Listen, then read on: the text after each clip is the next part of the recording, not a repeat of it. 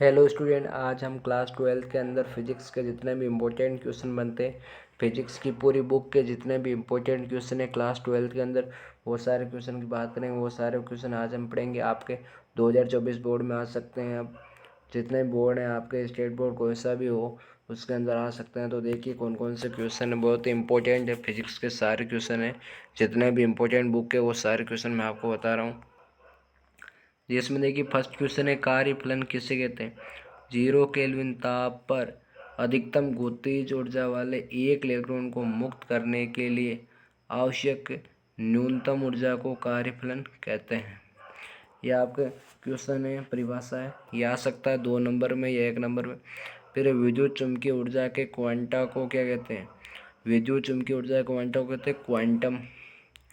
निरोधी विभव या अंतक विभव का मान किस पर निर्भर करता है।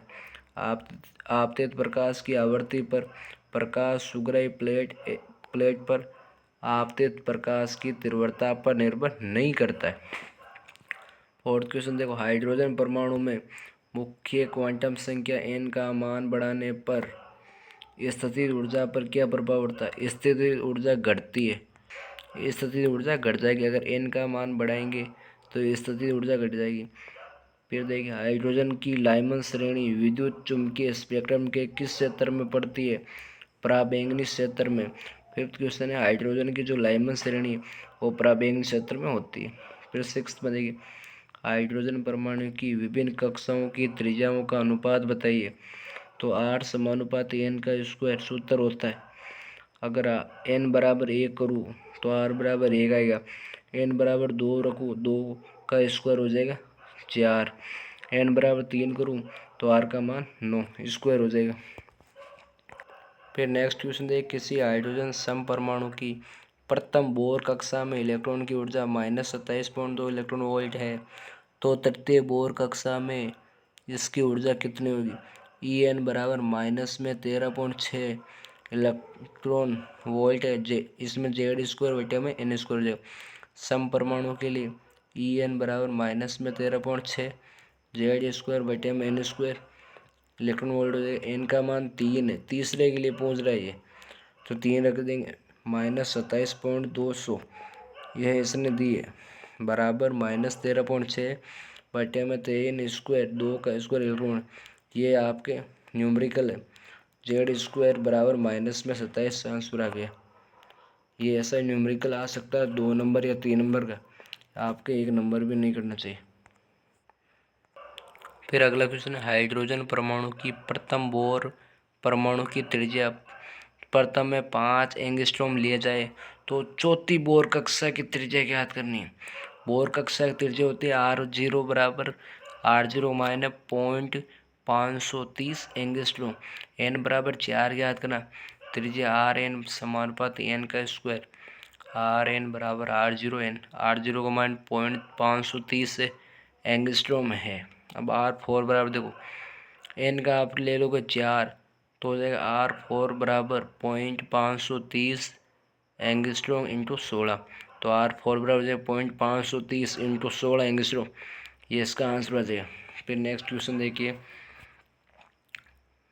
हाइड्रोजन परमाणु की प्रथम कक्षा में इलेक्ट्रॉनों की स्थितिज ऊर्जा इलेक्ट्रॉन वोल्ट के अनुसार क्या होगी। बोर मॉडल के अनुसार इलेक्ट्रॉन वोल्ट की ऊर्जा होगी, इलेक्ट्रॉन की गतिज ऊर्जा 13.6 इलेक्ट्रॉन। निम्नतम मूल अवस्था में हाइड्रोजन परमाणु का व्यास क्या होता है।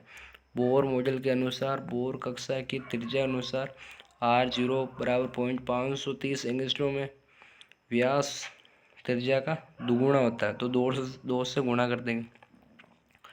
2R0 बराबर 2 इंटू 0.530 एंगस्ट्रॉम, यानी 1.060 एंगस्ट्रॉम हो जाए।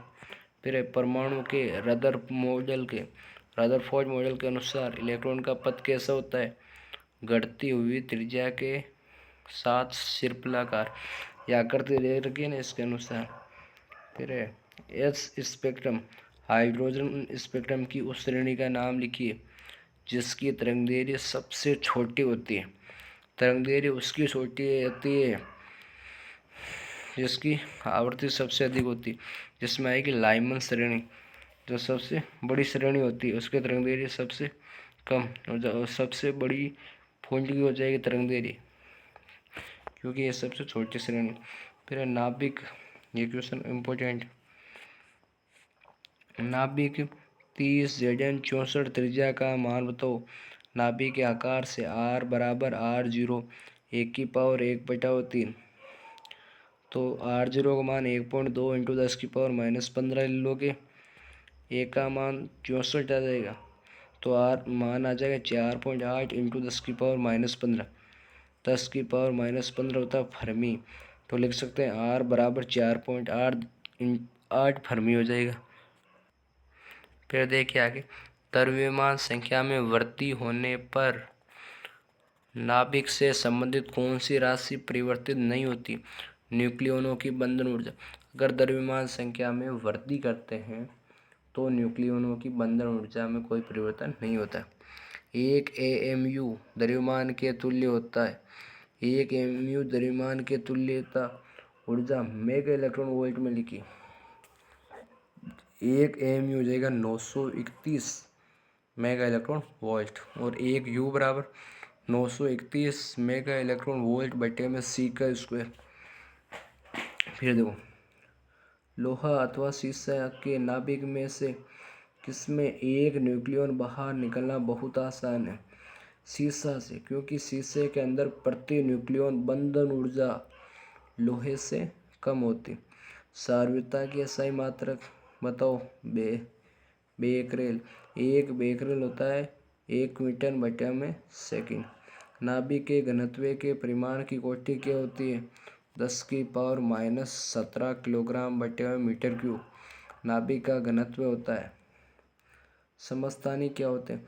एक ही तत्व के वह परमाणु जिनकी द्रव्यमान संख्या भिन्न भिन्न हो, परमाणु क्रमांक समान होते हैं, उसे समस्थानिक कहते हैं। 8 और 15, 8 और 16, 8 ये समस्थानिक है। फिर देखो 20वां क्वेश्चन, सम न्यूट्रॉनिक क्या होते हैं। जिसमें न्यूट्रॉनों की संख्या समान हो उसे सम न्यूट्रॉनिक कहते हैं। 1s3 2he4। तो आपके बुक के 20 टॉप 20 क्वेश्चन हो गए, जितने भी इम्पोर्टेंट थे इनमें से क्वेश्चन आ सकता है। वैसे इसमें से पक्का क्वेश्चन आएगा आपके, इन सारे क्वेश्चन को आप याद कर लेना।